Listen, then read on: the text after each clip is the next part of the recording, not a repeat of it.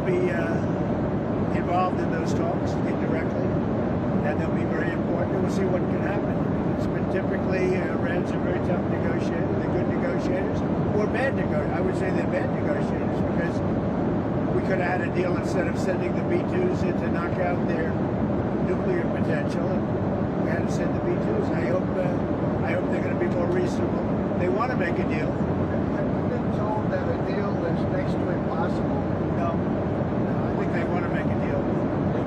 I don't think they want the consequences of not making a deal. They want to make a deal. Well, there's many reasons and arguments that one could make for a strike against Iran. The president had a very successful operation as commander-in-chief with Operation Midnight Hammer, as you know, as you just said, totally obliterated Iran's nuclear facilities.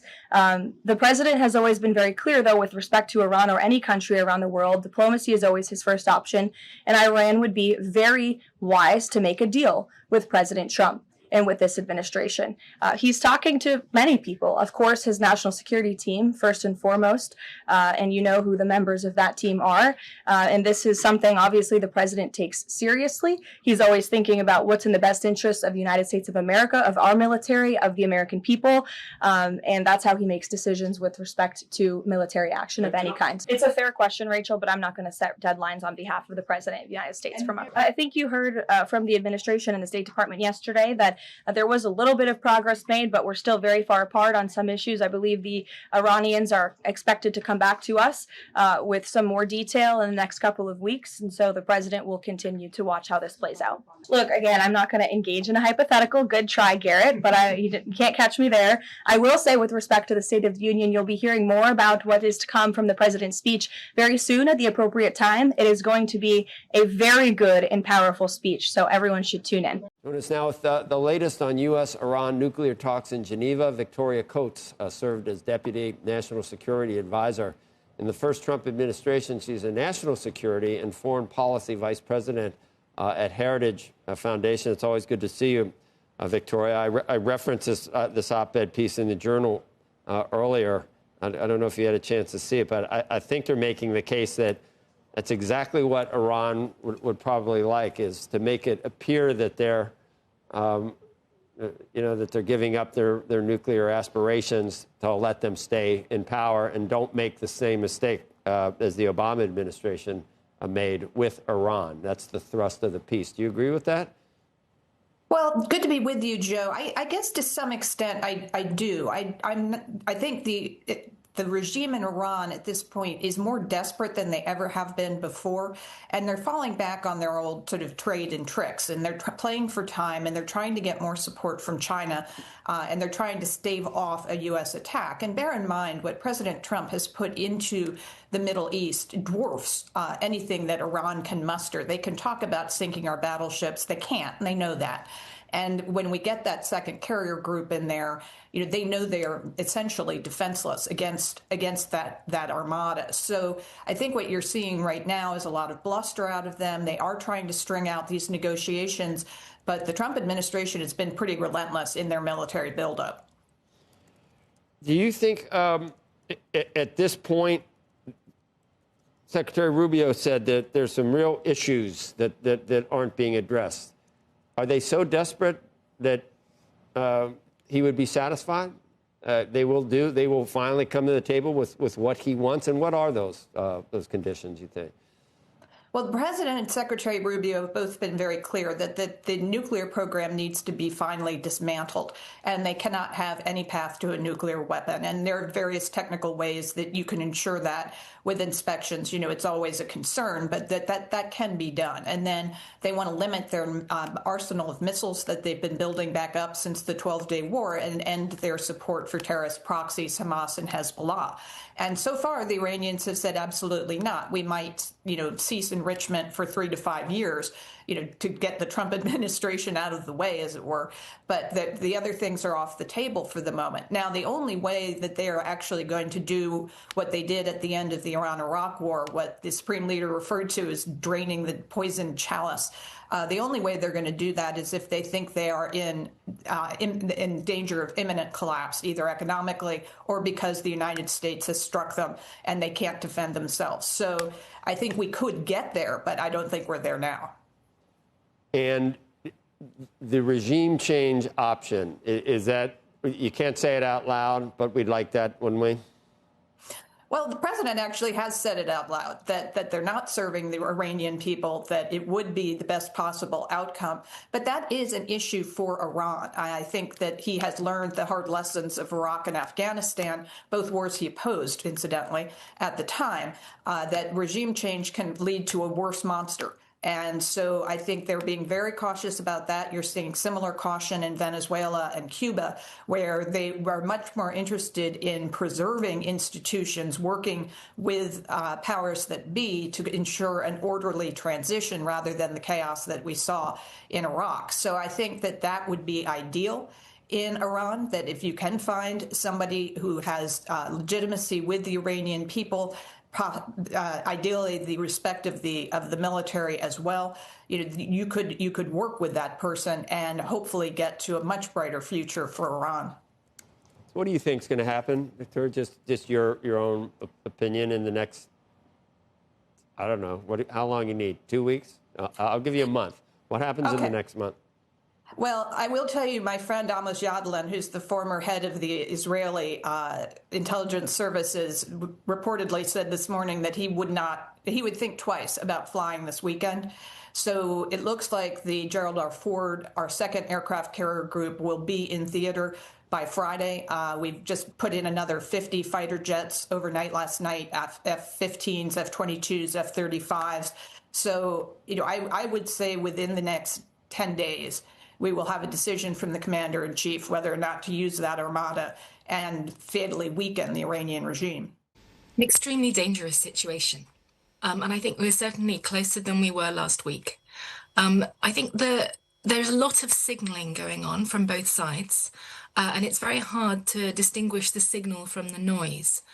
But if we look at the fundamentals, there are two major concerns I have at the moment. The first is that the two sides' bottom lines are still very far apart.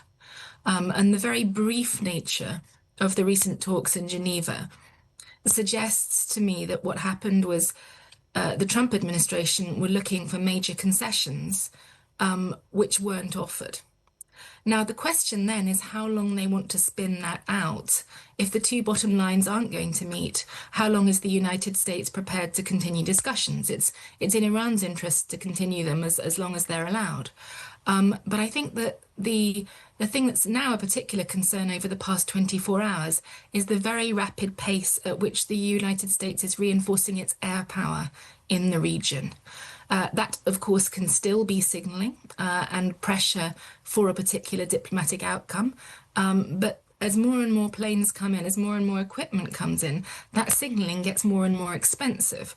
And therefore, the payoff you want for it in diplomatic terms has to be larger. And there is simply no sign that Tehran can offer the absolute minimum that Washington is likely to demand.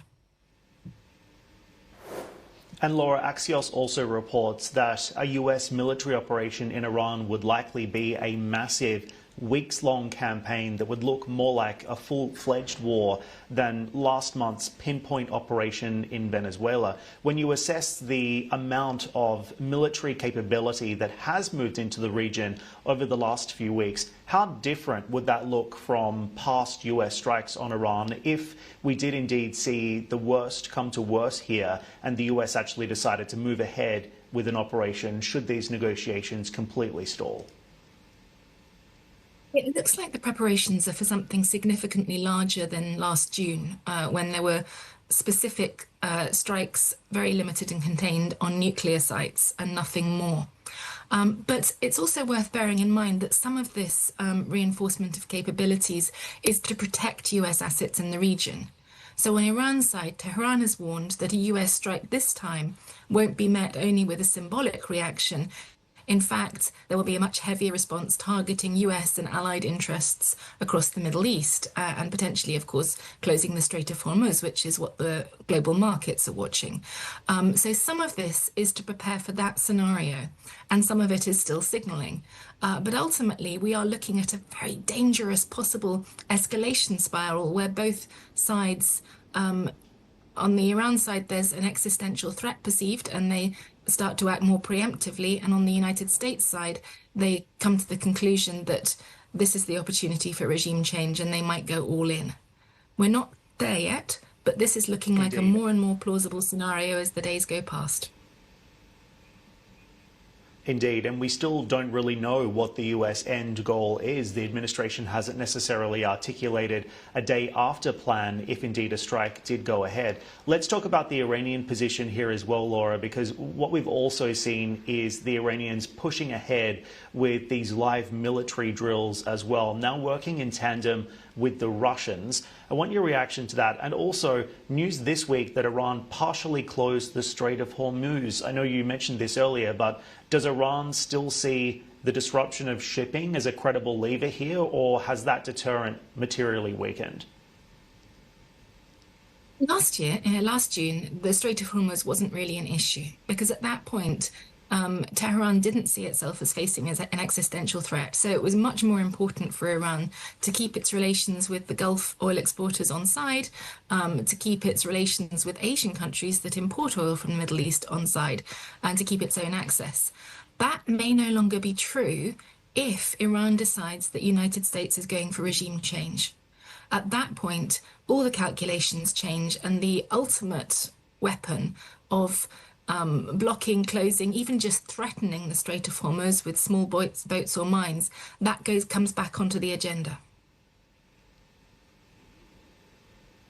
Right, and so all eyes are on the Strait of Hormuz, and of course all eyes on energy markets at the moment as well. To your point earlier, Laura, Axios also reporting your view, and that is that Trump's military and rhetorical build-up means that it's going to be incredibly hard for him to back down now without major concessions from Iran on that nuclear program. So politically, what is the calculus domestically in the United States right now, and how difficult is it for President Trump to step back now without a deal that he can clearly sell as a win?